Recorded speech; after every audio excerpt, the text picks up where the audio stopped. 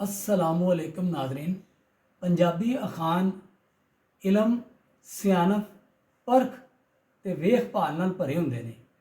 एक अखान सुनो, तुहाडी तबीयत खुश हो जाएगी।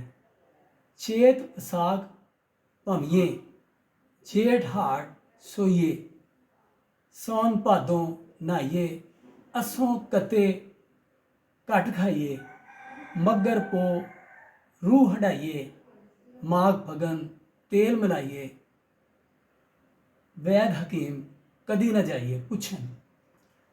कितना खूबसूरत अखान है।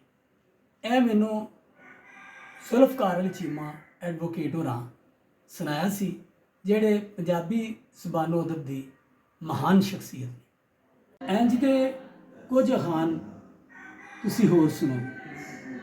अंदर होवी सच ते बाहर खलो के नच। किन्ना मुख्तसर, सादा ते जोरदार जुमला है। ते तुसी वेखो इहदे च कितना सोहना सुनेहा दिता गया है कि सच नूं कोई डर नहीं।